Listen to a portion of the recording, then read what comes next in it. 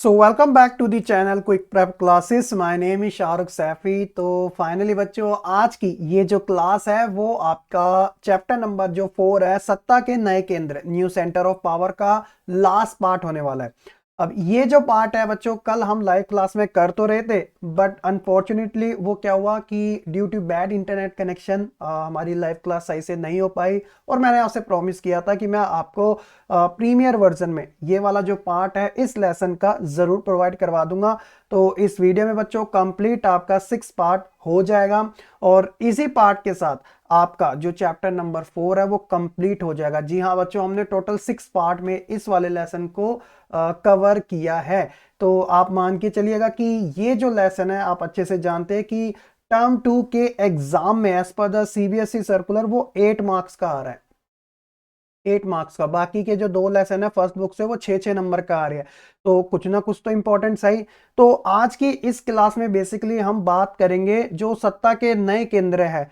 जो वैकल्पिक केंद्र के तौर पे जो ओल्ड आपका सिलेबस है वो तो हमने ऑलरेडी कवर अप कर लिया, जिसके अंदर मैंने आपको यूरोपीय संघ के बारे में बता दिया, ठीक है, मैंने आपको आसियान के बारे में बता दिया और मैंने आपको चाइना के बारे में बता दिया, ठीक है। तो ये तो हमारे ऑल्टरनेटिव थे।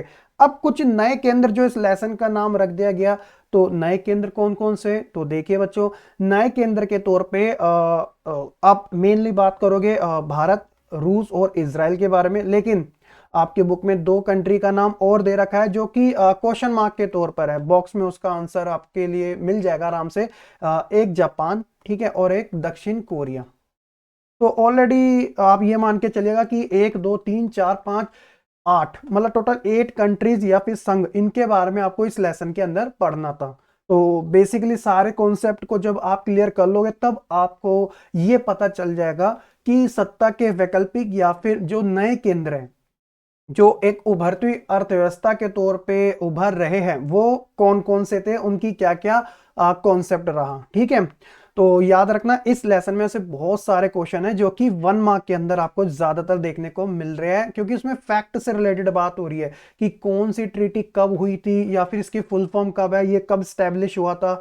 और बच्चों को स्टिल अभी भी कंफ्यूजन इस बात को लेकर है कि टर्म 2 का एग्जाम सब्जेक्टिव ऑब्जेक्टिव लिखित में या फिर रिटर्न में किस ऑब्जेक्टिव में किस टाइप का होने वाला है। तो मैंने आपको ये बात क्लियर कर दी है, सीबीएसई की तरफ से जो सर्कुलर आया था। अभी स्टिल प्रेजेंट टाइम में ध्यान में रखते बच्चों अभी आपका सब्जेक्टिव ही होगा। और इसी वजह से हम काफी डीप तरीके से लेके चल रहे हैं, क्योंकि क्वेश्चन आंसर हर किसी बच्चे के लिए मैटर रखते हैं, ठीक है। और बच्चे पूछ रहे थे कि सर प्लीज हमें जैसे सपोर्ट के लिए कुछ चीज और बता दीजिएगा। तो हर बार मैं आपको ऑलरेडी बता रखा है बच्चों कि आप बस अपनी एनसीईआरटी को कवर करते रहिएगा। डजन मैटर बच्चों, कहीं से भी पेपर आए सारा उसी का आएगा। लेकिन बच्चों की एक शिकायत सिर्फ ये रहती है कि उसके अंदर वो क्वेश्चन की टाइप्स नहीं समझ पाते कि एग्जाम के अंदर जो टाइप्स आती है वो किस टाइप की आएगी। तो मैंने आपको टर्म 1 के अंदर जो बुक बताई थी यहां पर मैं उसी का जिक्र करना चाहता हूं। जी हाँ, अगर आपने टर्म 1 की वीडियो देखी होगी तो पॉलिटिकल साइंस में बहुत सारा पेपर उसमें से आया भी था। तो यहाँ आप देख सकते हैं ये ओसवाल गुरुकुल की सीबीएसई चैप्टर वाइज ऑब्जेक्टिव और सब्जेक्टिव एक बुक है, ठीक है। इसके अंदर आपको एमसीक्यू भी मिल जाएंगे और इसके अंदर आपको सब्जेक्ट भी, यानी कि क्वेश्चन आंसर जो कि शॉर्ट और लॉन्ग टाइम दोनों टाइप के मिल जाएंगे। अब डजन मैटर कि भैया एग्जाम कौन सा है, लेकिन प्रिपरेशन आपकी कंबाइंड होगी तो इससे क्या होगा, आपको टेंशन भी नहीं रहेगी। और इसके अंदर खास बात यह है कि यहां पर आप देख सकते हो कि 800 plus new chapter wise category wise question for practice के लिए गिवन है और साथ ही न्यू पैटर्न के ऊपर ये बेस्ड है। और इसके अंदर वही जो टर्म 1 के अंदर आया था एमसीक्यू तो है, लेकिन असर्शन रीजनिंग वाले, एक्सट्रैक्ट वाले, ये सारे टाइप के आपको मिलेंगे। और very short answer, long answer, ये सभी टाइप के क्वेश्चन इसके अंदर आपको देखने को मिलेंगे। ये मान के चलेगा कि आप खुद इससे नोट्स अच्छे से बना सकते हैं। एक्सप्लेनेशन काफी डीप दे रखा है, प्रीवियस ईयर क्वेश्चन भी इसके अंदर इंक्लूड किए गए हैं और चैप्टर की समरी भी दी गई है ताकि आप कॉन्सेप्ट को अच्छे तरीके से समझ सके। तो इसका जो लिंक है मैंने डिस्क्रिप्शन पे दे रखा है और ये अमेजोन पे अवेलेबल है। आप चाहो तो इसे क्लिक करके आराम से परचेज कर सकते हो ताकि आपको टर्म 2 के एग्जाम में स्पेशली इन पॉलिटिकल साइंस में काफी जो कंफ्यूजन रह रही है वो नहीं होगी, ठीक है। एक सपोर्ट के तौर पे आपको ये काफी अच्छे से काम आ जाएगी। और क्लिक करोगे तो थोड़ा नीचे जाके उसको मिलेगा, क्योंकि ऊपर आपको देखने को मिलेगा स्पेशली, जैसे यहाँ पर मैं आपके साथ शेयर कर देता हूँ। जैसे आप क्लिक करोगे मैं चेक कर रहा था तो यहाँ पे तो शुरुआत में 10th की है, सारी ओसवाल की है, ठीक है, ओसवाल गुरुकुल की। थोड़ा डाउन करोगे तो यहाँ पर आप देखोगे, जी हाँ, इसका जो प्राइस है, थोड़ा नीचे चलते हैं, हाँ ये रहा, पॉलिटिकल साइंस का 248 का है, ठीक है। तो इस बात का आप ध्यान रखना। चलिए बढ़ते अपने टॉपिक की तरफ। होप्स हो कि आपको ये चीज़ें काफ़ी अच्छे से समझ आ चुकी होगी, ठीक है। तो देखिए बच्चों, क्या था, इस लेसन के टोटल हमने इतने सारे पार्ट्स कंप्लीट कर लिए हैं और यहाँ से हम शुरुआत कर रहे हैं ब्रिक्स के साथ। देखिए ब्रिक्स हमने ऑलरेडी कंप्लीट कर लिया था, लेकिन जैसे कि मैंने आपको कल क्लास में बता दिया था कि बच्चे ब्रिक्स के अंदर कुछ ऐसे टॉपिक थे जो कि बच्चों की डिमांड थी कि सर वो करवा दीजिएगा, जिसमें से एक टॉपिक मुझे लगा कि वो बता देना चाहिए, वो है ब्रिक्स की चैलेंजेस, यानी कि चुनौतियां कौन कौन सी है। तो आइए अब वहीं से शुरुआत कर लेते हैं। ये आपका ब्रिक्स ब्रिक्स से रिलेटेड लास्ट है, फिर उसके बाद हम अपने केंद्र के बारे में पढ़ने वाले हैं, अलग अलग कंट्रीज के बारे में, ठीक है। चलिए, तो जब बात आएगी ब्रिक्स के चुनौतियों के बारे में, ब्रिक्स में आप जानते हो ब्राजील, रशिया, इंडिया, चाइना और साउथ अफ्रीका या दक्षिण अफ्रीका आप कह सकते हो। तो इनकी जो चुनौतियां हैं, मैंने आपको कल बताया था, जैसे साउथ अमेरिका कॉन्टिनेंट से रिलेटेड है, रशिया का कुछ पार्ट यूरोप में है और ज्यादातर पार्ट इसका एशिया में है। इंडिया कंप्लीटली एशिया के अंदर आता है, चाइना कंप्लीटली एशिया के अंदर आता है और ये अफ्रीका के अंदर आता है। तो मेजरली बात की जाए कि 5 में से 3 ऐसी कंट्री जो एशिया के अंदर आ रही है। अब एशिया कॉन्टिनेंट के अंदर आ रही है कुछ तो बात है। तो चुनौतियां यहाँ पर यहीं पे शुरुआत हो जाती है बच्चों की। जब आप देखते हो इसके अंदर 3 बड़े देश, रूस, चीन, भारत के अपने अपने हित जो है वो ब्रिक्स के लिए चुनौती हैं। लाइक कैसे कि दुनिया भर के बड़े उभरते बाजारों का प्रतिनिधि बनाने के लिए ब्रिक्स को क्या होना चाहिए कि बहुमहाद्वीपीय होना चाहिए। अभी स्टिल इसके अंदर से 5 कंट्री शामिल है और ये 5 कंट्री क्रोनोलॉजिकल टर्म्स के अंदर यूज की जाती है, BRICS के तौर पे इन कंट्री के नाम पर, ठीक है।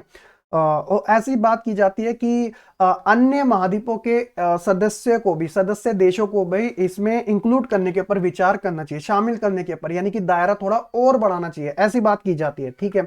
और ब्रिक्स जो है वो आप जानते हैं कि वो वैश्विक तौर पे प्रासंगिक, प्रासंगिक होता है रेलेवेंट, कोई चीज उस समय एग्जिस्ट हो, ठीक है। तो ब्रिक्स को वैश्विक रूप से प्रासंगिक बनाने के लिए अपने एजेंडे का विस्तार करने की आवश्यकता है, क्योंकि बच्चों अभी तक जो ब्रिक्स है ना वो क्लाइमेट चेंज पर, यानी कि जलवायु परिवर्तन पर, और वित्त विकास पर, यानी कि जो फाइनेंशियल जो डेवलपमेंट है ना उसके एजेंडे के ऊपर काम करता है। यानी मेजरली 2 टॉपिक्स के ऊपर ये काम कर रहा है। कौन कौन सा? क्लाइमेट से रिलेटेड और वित्त विकास। वित्त विकास सबसे मेन आप कह सकते हो, मेजर आप कह सकते हो, ठीक है। चलिए देखिए आगे, देखिए ब्रिक्स आधारभूत सिद्धांत पर काम करता है जिसमें वैश्विक शासन में संप्रभुता, समानता और बहुलवाद। देखिए तीनों वर्ड काफी इंपॉर्टेंट है। एक है संप्रभुता, मैंने आपको कल बताया था, वैसे तीनों के बारे में। समानता हर कोई अच्छे से जानता है, और बहुलवाद इसमें थोड़े बच्चों को कंफ्यूजन रहती है।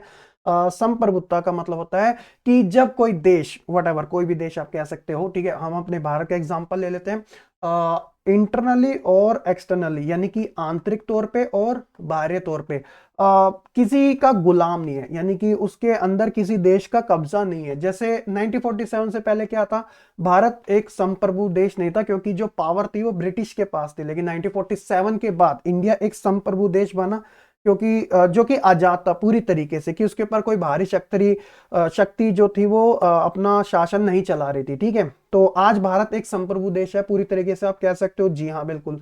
समानता आप जानते हैं, इक्वालिटी। और बहुलवाद का मतलब होता है कि जब सत्ता किसी एक के पास ना होके सभी के पास हो। लाइक एग्जांपल के तौर पे ब्रिक्स के अंदर 5 देश है। अब ऐसा थोड़ी है कि एक देश डोमिनेंट है, ये संप्रभु है, कि पूरी पावर उसी के उसके पास रहेगी, बाकी जो है वो उसको फॉलो अप करेंगे, नहीं, ऐसा नहीं है। ब्रिक्स का जो आधारभूत सिद्धांत है इन सभी के ऊपर कायम रखता है, और बहुलवाद में ये बात की जाती है कि पावर जो है सबके पास इक्वली होगी, ठीक है। और इसको अपनी इनकी भी चुनौती है कि क्योंकि 5 सदस्य देश पर ना स्वयं के राष्ट्रीय एजेंडा भी हावी हो सकते हैं। भैया चाइना कहेगा कि मैं मैन्युफैक्चरिंग में आ गई हूँ, मेरी पॉपुलेशन सबसे ज्यादा है, तो मैं इसे लीड करूंगा। तो ऐसी इंडिया भी कह सकता है, ऐसी रशिया भी कह सकता है, ऐसी ब्राजील भी कह सकता है, और ऐसी साउथ अफ्रीका भी कह सकता है, अपने अलग अलग चीज को लेके जो उसके यहाँ पर स्पेशल है। तो उनके एजेंडे हावी हो सकते हैं, ठीक है, हावी हो सकते हैं। और साथ ही बच्चों डोकलाम के बारे में आपने नाम सुना ही होगा, जो कि भूटान इंडिया और साथ ही चाइना, और इंडिया का एक स्टेट है सिक्किम, भूटान की जो सीमा है, और चाइना जो है इसकी जो सीमा है ये बिल्कुल इसके मिड में यहाँ पर आप कह सकते हो कि स्थित है। ठीक है, तो डोकलाम में आप जानते हो अभी हाल फिलहाल में न्यूज में भी आपने देखा होगा कि भारत और चीन के बीच में सैन्य गतिरोध ने प्रभावी रूप से सामान्य धारणा को समाप्त कर दिया कि ब्रिक्स के सदस्यों के बीच में सहज राजनीतिक संबंध बन रहे हैं। ऐसा नहीं है, क्योंकि जब दो देशों के बीच में संघर्ष है तो अभी स्टिल ये आर्थिक विकास के ऊपर ज्यादा बल देता है, ना कि राजनीतिक विकास के ऊपर, क्योंकि अभी पॉलिटिकल जो इश्यू है ना कुछ कंट्रियों के बीच में लाइक इंडिया एंड चाइना के बीच में, वो अभी भी डाउटफुल वाले, अभी भी डाउटफुल वाला है, वो पूरी तरीके से मधुर या आप कह सकते हो कि बिल्कुल सही नहीं हुए, हम ऐसा नहीं कह सकते क्योंकि अभी इतने सारे हमने विवाद ऑलरेडी देख लिए हैं। ठीक है, तो ये धारणा को भी समाप्त किया है। ठीक है, चीन के सहयोगी राज्यों की उसकी बेल्ट एंड रोड इनिशिएटिव, यानी ये जो है बेल्ट एंड रोड इनिशिएटिव, ये याद रखना ये चाइना की एक विदेश नीति है।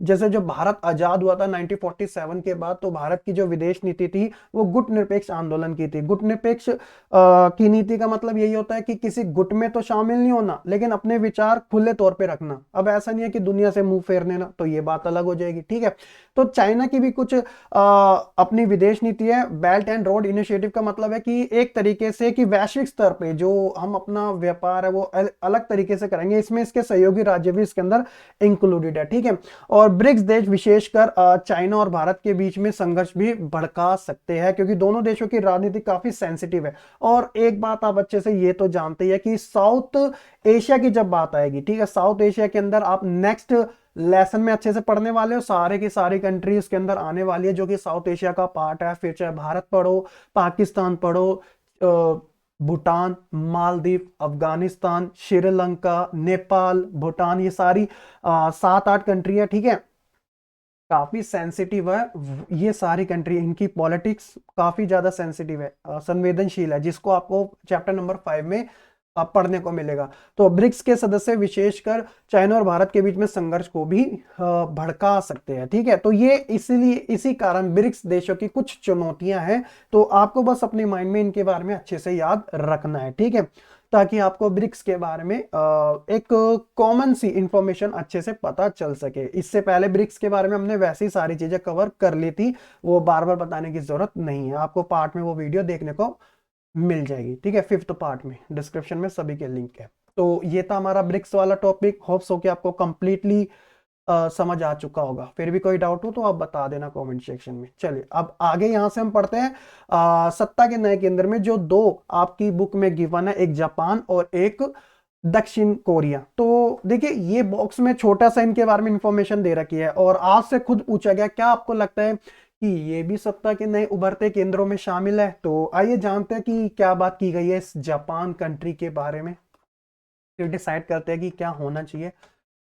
देखिए सोनी मेरा पर्सनल फेवरेट ब्रांड है। ठीक है, सोनी के कैमरा भैया इतने बढ़िया कैमरा होते हैं कि मतलब मजे आ जाए। ठीक है, तो सोनी हो गया, पैनासोनिक हो गया, कैनन, ठीक है, सुजुकी, होंडा, टोयोटो और मैजडा। मैजडा एक प्रकार की ऑटोमोबाइल कंपनी है जो कार बनाती है, जो लग्जरी कार बनाती है। ये जितने भी ब्रांड्स है वो जापानीज है, यानी कि जापान की ही देन है, और इंडिया में ये काफी ज्यादा पॉपुलर है। ठीक है, तो जापान जो है बच्चों अक्सर ऐसा कहा जाता है कि वो हाई टेक्नोलॉजी के जो प्रोडक्ट है उसे बनाने के लिए काफी ज्यादा फेमस है। आपने सुना होगा कि जैसे भारत के अंदर अभी 5th जनरेशन यानी 5G जैसी बात की जा रही है, ऑलमोस्ट आने ही वाली है, आ चुकी है, ट्रायल वर्जन पर चल ही रहा है। ठीक है, और लेकिन जापान में तो 8GB क्रॉस हो चुका है, तो अभी भी वो कितना आगे है समझ रहे हो आप। टेक्नोलॉजी के मामले में जापान काफी आगे, बहुत ज्यादा आगे है। जापान के पास ना नेचुरल रिसोर्सेज की कमी है। नेचुरल रिसोर्सेज कौन से होते हैं? प्राकृतिक संसाधन, ठीक है, जिसे हम कच्चा माल कहते हैं। जैसे मैंने आपको हर बार एग्जांपल देता हूं कि भैया एक रबड़ है, एक रबड़ है, ये एक आपका एक कच्चा माल है, और इसे कन्वर्ट करके तैयार माल में करना है। तो रबड़ से हम टायर को आराम से बना सकते हैं। वो टायर कार्स में, बाइक्स में काम आते हैं। फिर ये क्या करता है, जापान के पास प्राकृतिक संसाधन तो कम है, लेकिन वह ज्यादातर माल जो है वो कच्चा माल आयात कर लेता है, यानी कि खरीद लेता है। यानी कि इसने रबड़ को खरीद लिया और उसकी मैन्युफैक्चरिंग कर दी, मतलब उसे तैयार माल में कन्वर्ट कर दिया और उसे बेच दिया, फिर उसे निर्यात कर दिया। तो कहने के तौर पे उसने मान के चलिएगा कि कच्चा माल उसने 50 रुपए में खरीदा और उसे उसमें अपनी लागत वागत सब लगा के उसे 150 रुपए में बेच दिया। तो लागत 50 में खरीदा, उसकी लागत आई 50 की, तो ओवरऑल उसने 150 में से 50 का प्रॉफिट अर्न कर लिया। ठीक है, तो ये एक छोटा सा एग्जांपल आपको बताया जा रहा है, तो इस बात का जरा ध्यान रखना। तो इसलिए भैया जापान को टेक्नोलॉजी के मामले में उसकी वाहवाही भी की जाती है। और साथ ही बच्चों आप जानते हो कि सेकेंड वर्ल्ड वॉर के बाद जापान के हिरोशिमा नागासाकी पर अमेरिका के द्वारा 2 लिटिल बॉय फेटमैन नाम के बम भी गिराए गए थे, गुप्त नेम थे इनके। ठीक है, इतनी ज्यादा तबाही हुई थी, इतनी ज्यादा लोगों के मतलब डेथ हुई थी, नुकसान हुआ था। तो दूसरे विश्व युद्ध के बाद जापान ने फिर भी अपने आप को जो उसकी जो प्रोग्रेस थी ना उसको काफी तेजी से रिकवर किया था। कहने का मतलब कि जो उसका लॉस हुआ था, जो एटॉमिक बॉम्ब जो उसके ऊपर गिराए गए थे, उसके बाद भी अपने आप वो खड़ा हुआ।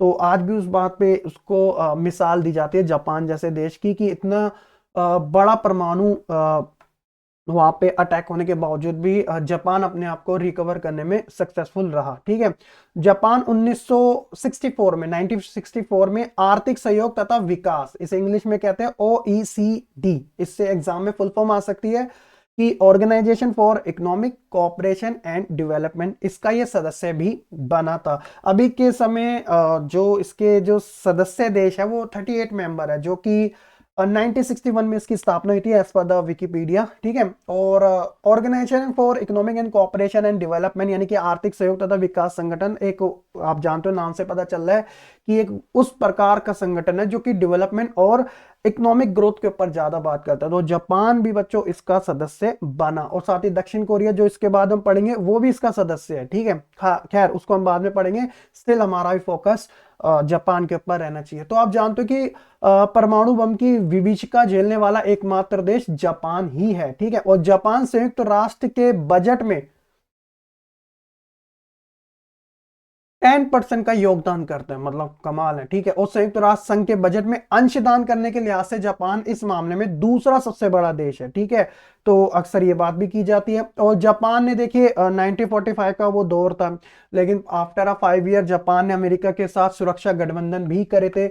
और जापान के खुद के कॉन्स्टिट्यूशन में आर्टिकल नंबर 9 के अनुसार राष्ट्र के संप्रभु अधिकार के रूप में युद्ध को, अंतर्राष्ट्रीय विवादों को सुलझाने में बल प्रयोग, धमकी से काम लेने के तरीके का जापान के लोग हमेशा हमेशा क्या करेंगे, गिव अप कर देंगे, मतलब त्याग कर देंगे। मतलब वो ये कह सकते हो कि खून खराबा के ऊपर ज्यादा बल ना देके बातचीत के मसले से विवाद को सुलझाने के ऊपर अपना पूरा ध्यान देंगे। ठीक है, तो इसी कारण बच्चों इसी कारण सैन्य व्यय सकल घरेलू उत्पाद का केवल 1% है। यानी कि जापान के अंदर जो मिलिट्री है ना, सेना जो है, तो सैन्य व्यय जो खर्च आता है सिर्फ मात्र वहां पे 1% आता है सेना के ऊपर। ठीक है, क्योंकि वो बातचीत के मसले पे ज्यादा यकीन करते हैं। लेकिन फिर भी उसके जो सैन्य व्यय के लिहाज से वो विश्व में जापान का जो है वो 7th नंबर की पोजीशन है, तो ये भी एक बड़ी बात है। ठीक है, तो इसलिए बच्चों आपके अकॉर्डिंग, जैसे अगर आप एनसीईआरटी पढ़ोगे तो पूछेगा कि इन सब लिहाज से आपको लगता है कि यह भी एक उभरता हुआ केंद्र है, तो अक्सर ऐसा कहा जा सकता है कि जी हाँ, यह भी एक उभरता हुआ केंद्र माना जा सकता है, जिसके पास इकोनॉमिक ग्रोथ भी है, परमाणु इसके पास भी है, न्यूक्लियर मतलब एक तरीके से डोमिनेंट भी है, और अपने आप को टेक्नोलॉजी में तो आगे रखता ही है। ठीक है, तो इसी कारण इसका भी जिक्र जो है वो बड़े लेवल पे नहीं, छोटे लेवल पे तो जरूर हमें देखने को मिलता ही है। ठीक है, उसी तरह बच्चों दक्षिण कोरिया का भी जिक्र आपकी बुक में गिवन है, तो आइए इसके बारे में पढ़ लेते हैं। तो देखिए, कोरियाई प्रायद्वीप को दूसरे विश्व के अंत में दक्षिण एंड उत्तरी कोरिया में 38वें समांतर के साथ साथ विभाजित किया गया था। आपके माइंड में आएगा, देखिए दक्षिण कोरिया और उत्तरी कोरिया, ठीक है, तो इन्हें डिवाइडेड किया गया था। इसका जो नाम रखा था वो 38 समांतर। ठीक है, तो क्वेश्चन आता है कि सर ये 38 समांतर क्या है। तो देखिए, आपने अक्षांश और दक्षांश का नाम सुना होगा, लैंगिट्यूड लॉन्गिट्यूड का नाम 10th क्लास की ज्योग्राफी में, तो एक फेमस नाम है। 38वें समांतर लोकप्रिय नाम था, जो कि अक्षांश 38 नॉर्थ, जो कि पूर्वी एशिया में मोटे तौर पे सीमांकित किसके बीच में था, उत्तरी कोरिया और दक्षिणी कोरिया के बीच में ये डिवाइडेड किया गया था। और सो कि यहां पर आपको क्लियर हो चुका होगा, एक फेमस नाम है, बस इस बात का आप ध्यान रखना। 1950 और 53 के दौरान कोरिया युद्ध आपने टर्म 1 में पढ़ा था, ठीक है, चैप्टर नंबर 1 2 के अंदर ही। तो 1950-53 के दौरान कोरिया युद्ध और शीत युद्ध काल की गतिशीलता ने दोनों पक्षों के बीच में प्रतिद्वंद्विता को तेज भी करा। सितंबर 1990 2021 को दोनों कोरियाई संयुक्त राष्ट्र के सदस्य बने और इस बीच दक्षिण कोरिया एशिया में सत्ता के केंद्र के रूप में भी उभरा और 1960 के दशक से 1980 के दशक के बीच में इसकी आर्थिक शक्ति के रूप में तेजी से भी हमें विकास देखने को मिला, जिसे हम नदी पर चमत्कार कहा जाता है। मैंने अभी आपको 1 मार्क में ये क्वेश्चन दिया था, हम नदी का चमत्कार, तो इसका रिलेशन किस देश से है, तो वो दक्षिण कोरिया के साथ है। तो इसका जो एक टर्म्स है इसको बस आप अच्छे से याद रखना ताकि आपको पता चलते रहे कि किस किस प्रकार से जो दक्षिण कोरिया है वो भी एक उभरते केंद्र के रूप में माना जा रहा है। ठीक है, उसी तरह बच्चों आपने सर्वांगीण विकास यानी कि कंप्लीटली डेवलपमेंट को संकेत करते हुए दक्षिण कोरिया ने 1966 में OECD का वो भी सदस्य बना था, मैंने आपको जापान के जिक्र में बताया था। ठीक है, 2017 में इसकी जो अर्थव्यवस्था थी वो दुनिया की 11वीं सबसे बड़ी अर्थव्यवस्था थी 2070 में, और इसका जो सैन्य खर्च था यानी कि जो मिलिट्री पे ये स्पेंड करता है वो 10वें नंबर पे आता है। उसी तरह मानव विकास रिपोर्ट, आपने HDI के ह्यूमन डेवलपमेंट इंडेक्स के बारे में जाना ही होगा, महबूब उल हक और अमृता से 1990 में UNDP united nation development programme, ठीक है, उसके द्वारा जारी की जाती है एवरी ईयर। अभी स्टिल आई थिंक बच्चों भारत की रैंक 131 के आसपास है, I am not sure, but वो 130 या फिर 31 या 32 के आसपास है। ठीक है, वो हर साल चेंज होते रहती है। तो मानव विकास रिपोर्ट 2016 के अनुसार दक्षिण कोरिया की जो HDI रैंक थी वो सिर्फ 18वें नंबर पे थी, और जबकि भारत 131वें नंबर पे है। तो कितना भारत पीछे है HDI रिपोर्ट के मामले में दक्षिण कोरिया से, आप इस बात का भी जरा ध्यान लगा सकते हो। ठीक है, और इसके उच्च मानव विकास HDI के लिए जिम्मेदार कारक कौन कौन से है कि किस वजह से इस रैंक पर आ रहा है, इतनी कम रैंक पर आ रहा है, मतलब अच्छी रैंक है ये, ठीक है, काफी क्लोज है।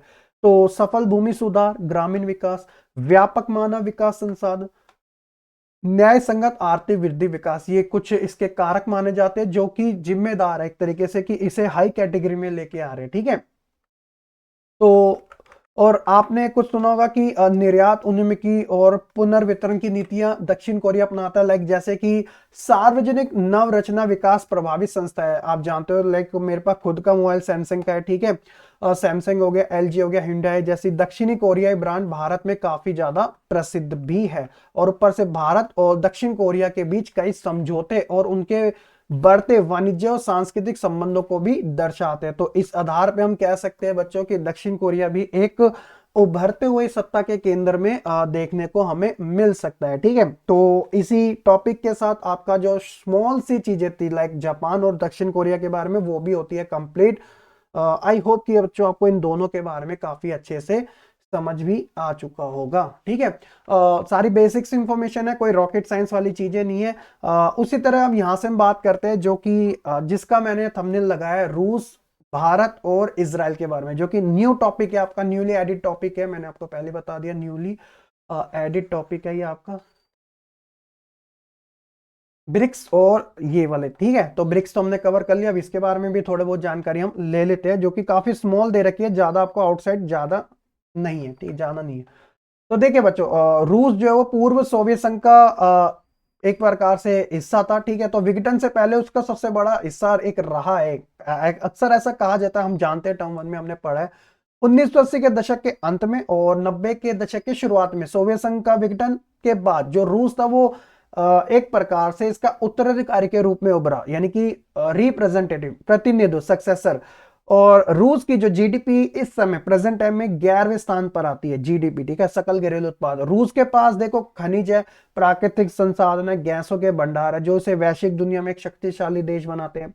इसके अलावा रूस एक परमाणु राज्य भी है, परिष्कृत हथियारों का उसके पास विशाल भंडार है, और रूस जो है वो सुरक्षा परिषद का स्थायी सदस्य है। इसे जो है सीट थी विरासत के तौर पे मिली थी, क्योंकि इससे पहले ये जो सीट थी वो सोवियत संघ के पास थी, लेकिन सोवियत संघ तो नहीं रहा, तो इसका उत्तराधिकारी इसे घोषित किया गया, तो इसे एक विरासत के तौर पे संयुक्त राष्ट्र संघ का स्थायी सदस्य मान लिया गया। P5 यानी कि परमानेंट 5 का ये सदस्य है, like China, Britain, Russia, France और एक कौन सा रह गया, एक मिनट, चाइना, ब्रिटेन, फ्रांस और रशिया और साथ ही अमेरिका, ये 5 परमानेंट मेंबर है, तो इन्हें P5 के नाम से जाना जाता है। जब से यूएनओ की स्थापना हुई है अभी तक इसके मेंबर 5 ही है, लेकिन जो अस्थायी सदस्य थे उसके मेंबर पहले 11 थे, फिर उसे 15 कर दिया गया, लेकिन ये 2 साल के लिए चुने जाते हैं। मेन जो मेंबर है वो यही है, जिनके पास निषेधाधिकार है, यानी कि वीटो जिसे हम कहते हैं, वीटो। तो ये रूस के बारे में छोटी सी जानकारी आपके नए कॉन्टेक्ट जो सर्कुलर जारी किया गया, तो उसमें इतनी सी ही गिवन है, ठीक है, ज्यादा नहीं है। आपसे इसके बारे में इतना ही पूछा जाएगा, आप आराम से लिख सकते हो। उसी तरह भारत के बारे में देखिए कितना दे रखा है कि भारत भी एक उभरता नया केंद्र है। कैसे? देखिए, आज 21st सेंचुरी है, 21वीं सदी है, तो भारत को एक महत्वपूर्ण उभरती हुई वैश्विक शक्ति के रूप में देखा जा सकता है। ये बात बिल्कुल ठीक है, क्योंकि दुनिया बहुआयामी तरीके से भारत को शक्ति और उत्थान का अनुभव कर रही है, ठीक है। 135 करोड़ से ज्यादा भारत की जनसंख्या है, ठीक है। देश की आर्थिक, सांस्कृतिक, सामरिक स्थिति काफी मजबूत है। ऊपर से भारत एक विविधता वाला देश भी है। आर्थिक दृष्टि से $5 ट्रिलियन की अर्थव्यवस्था के लक्ष्य को लक्षित भी किया गया है। अभी आपने प्रधानमंत्री मोदी का कुछ साल पहले बयान भी सुना था, जिसमें उन्होंने 5 ट्रिलियन इकोनॉमी की भी बात करी थी। एक प्रतिस्पर्धा विशाल बाजार, दुनिया भर में फैले भारतीय प्रवासी प्रसार के 200 मिलियन से ज्यादा लोगों का साथ भी है, क्योंकि इंडियन सिर्फ भारत में थोड़े रहते हैं। आप पूरे ऑल ओवर दी वर्ल्ड कहीं पर देखोगे, आपको एनआरआई तौर पर, यानी कि नॉन रेसिडेंट इंडियंस के तौर पे आपको भारतीय प्रवासी जरूर देखने को मिल जाएंगे। तो सारे के सारे भारत के साथ है ऑटोमेटिकली, ठीक है। तो इस आधार पे हम देख सकते हैं कि एक कॉम्पिटिटिव मार्केटिंग के अंदर, बड़ी मार्केटिंग के अंदर भारत जो है अपना प्रभुत्व कायम कर सकता है, ठीक है। ऊपर से एक प्राचीन समावेशी संस्कृति, समावेशी संस्कृति का मतलब होता है इंक्लूसिव कल्चर। तो भारत का जो कल्चर है वो इंक्लूसिव है, यहाँ पे डाइवर्सिटी ज्यादा है, विविधता ज्यादा है। तो भारत को 21वीं सदी में सत्ता के एक नए केंद्र के रूप में विशिष्ट अर्थों में प्रमुखता भी प्रदान करती है। सामरिक दृष्टि से भारत की सेना जो है वो स्वदेशी परमाणु तकनीक के साथ भी आत्मनिर्भर है, यानी कि हम अपने परमाणु भी खुद बना सकते हैं और इसे एक परमाणु शक्ति भी बना रहे हैं। क्योंकि भैया देखिए, भारत की मिलिट्री बहुत स्ट्रांग है, ठीक है, और वर्ल्ड के अंदर हम डोमिनेट भी करते हैं, इस बात में कोई दोहराई भी नहीं है। ऊपर से हमारी जनसंख्या है, हमारे पास रिसोर्सेस है, ऊपर से हमारे पास अपना एक लैंड है, हम एक उप महाद्वीप का हिस्सा भी है। तो इन सारी चीजों को ध्यान में रखते हुए भारत भी एक उभरता हुआ केंद्र माना जा सकता है। और टेक्नोलॉजी और विज्ञान में मेक इन इंडिया योजना भारतीय अर्थव्यवस्था का एक और मील का पत्थर, माइलस्टोन माना जाता है, ठीक है। मेक इन इंडिया और मेक इन इंडिया में बच्चों को थोड़ा बहुत डाउट रहता है, हालांकि टर्म 1 में मैंने क्लियर कर दिया था। जब बात आएगी बच्चों मेक इन इंडिया की, और जब बात आएगी मेड इन इंडिया की, तो एक सिंपल सा फर्क ये समझ लेना, जैसे ये जो है आउटसाइड हो जाएगा, ये आउटसाइड हो जाएगा, और ये जो हो जाएगा इनसाइड हो जाएगा। अभी मैं आपको बताया तो सबसे पहले ये समझ लीजिएगा, जो सिंपल वाला है मेड इन इंडिया का मतलब है कि जैसे XYZ कोई भी स्टफ, वस्तु भारत में बनती है, तो उसका टैग दिया जाता है कि ये मेड इन इंडिया है। उसका टैग क्या दिया जाता है कि ये खुद भारत में ही विकसित हुई है, भारत के लोगों के द्वारा इसे बनाया गया। तो ये जो कंपनी है वो भारत की है, तो वो मेड इन इंडिया होगी। मेक इन इंडिया क्या होगी कि देखिए, जैसे बहुत सारी विदेशी कंपनियां हैं, खाने के मामले में, पहनने के मामले में, लग्जरी आइटम्स के अंदर, कार के अंदर, मोबाइल्स के अंदर, इलेक्ट्रॉनिक आइटम्स के अंदर, टेक्नोलॉजी के अंदर, वेयर एवर, बहुत सारी ऐसी चीजें। तो अब देखिए एग्जाम्पल के तौर पे लाइक वीवो, ओप्पो, आपने नाम सुना होगा, ठीक है। इनकी ये जो कंपनी है चाइनीज है, ठीक है, लेकिन ये मैन्युफैक्चरिंग इंडिया में करती है, मेक इन इंडिया का ये पार्ट है। तो इन्होंने क्या कर रखे है, अपने बड़े बड़े जो कंपनी है वो स्टैब्लिश कर रखी है इंडिया के अंदर। अब इंडिया के अंदर इन्होंने कंपनी को स्टैब्लिश कर रखा है, तो यहां पर जो लोग काम कर रहे हैं इनकी कंपनी में, वो कौन है? इंडियंस है। जब इंडियन इनकी कंपनी में काम कर रहे हैं, जो मैन्युफैक्चरिंग कर रहे हैं, तो ऑब्वियसली इंडियंस को ही रोजगार मिल रहा है, और भारत को अपनी जगह देनी पड़ी, लेकिन भारत उस जगह का पैसा ले रहे हैं। और ऊपर से जो मैन्युफैक्चरिंग हो रही है वो इंडिया के अंदर हो रही है, तो टैक्स भी इंडिया को मिल रहा है। ये सारी चीजें क्या है, मेक इन इंडिया का पार्ट है। ऐसी बहुत सारी विदेशी कंपनियां जो भारत में आती है, इन्वेस्ट करती है। तो कोई भी चीज हो, मैन्युफैक्चरिंग हमारे खुद यहाँ इस देश में होनी चाहिए, इससे रोजगार के जो अवसर है वो ज्यादा पैदा होते हैं, ठीक है। तो इसलिए बच्चों मील का पत्थर कहा जाता है, इसे माइलस्टोन कहा जाता है, ठीक है। एक प्रतिस्पर्धी, ये तो हमने बात कर ही ली थी। और लास्ट है कि ये सभी परिवर्तन भारत को वर्तमान में विश्व में शक्ति का एक महत्वपूर्ण केंद्र बना रहे हैं। तो इस आधार पर हम कह सकते हैं कि भारत भी एक उभरता हुआ नया सत्ता का केंद्र स्थापित माना जाता है।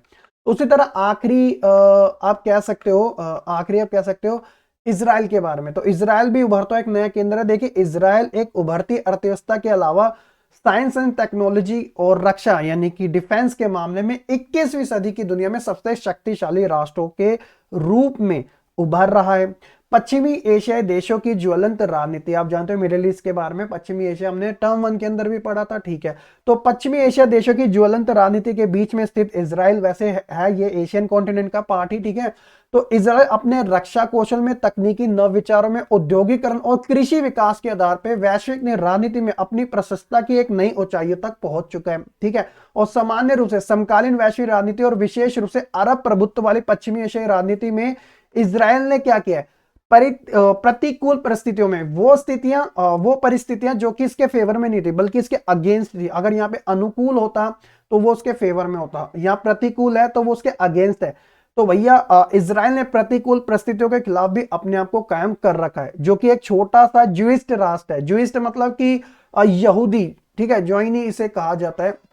जैसे पर्शियन हो गया, हिंदुइज्म हो गया, इस्लामिक हो गया, उसी तरह ज्यूइस्ट हो गया, ठीक है। तो जरा इस बात का आप ध्यान रखना। तो अभी आपने हाल फिलहाल में इजराइल और पैलेस्तीन का विवाद भी सुना होगा, ठीक है। तो शुरुआत में इजराइल से भारत के संबंध अच्छे नहीं थे, लेकिन आगे आके जब इंडिया के अंदर इजराइल एमबेसी ओपन हुई और जब देश, फिर अभी हाल फिलहाल में 2017 के आसपास वहाँ के प्रधानमंत्री यहाँ पर भी आए थे और मोदी जी भी वहाँ गए थे। तो इस हिसाब से आज के समय में इजराइल से संबंध भारत के थोड़े अच्छे खासे है as per compare to previous, ठीक है। तो इस बात का ध्यान रखना। तो इजराइल एक नया उभरता हुआ केंद्र माना जा सकता है। सो दैट इज वाई बच्चों, सीबीएसई ने सर्कुलर के अंदर 3 कंट्रियों का स्पेशली जिक्र किया जिसके बारे में हमने बात कर ली, रशिया, अमेरिका और रशिया, भारत और इजराइल के बारे में। काफी स्मॉल चीजें दी गई है, शॉर्ट चीजें दी गई है आपको समझाने के लिए कि हाँ आपके माइंड में रह सके कॉन्सेप्ट कि हाँ ये चीजें हो रही है। तो इसी टॉपिक के साथ हमारा ये जो सत्ता का नया केंद्र है वो हो जाता है कंप्लीट। 6 पार्ट के अंदर हमने देखिए क्विक रिकैप अगर मैं करना चाहूं, यहां पर मैंने ऑलरेडी आपको बता दिया कि शुरुआत में मैंने आपको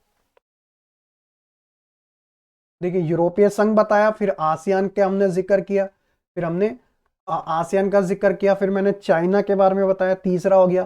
फिर हमने ब्रिक्स के बारे में बात करी थी, ठीक है। और उसके बाद हमने जापान के बारे में बात करी, फिर अभी दक्षिण कोरिया के बारे में बात करी, और लास्ट के जो 3 कंट्रीज है जिसके अंदर हमने भारत, रूस और साथ ही इजराइल, मतलब इतने सारे टॉपिक को हमने कवर कर लिया। तो इस सारी चीजें कवर करने के साथ ही 6 पार्ट के अंदर टोटल बच्चों हमारा ये 8 नंबर का जो एग्जाम में पूछा जाएगा वो वाला लेसन आपका होता है कंप्लीट, ठीक है।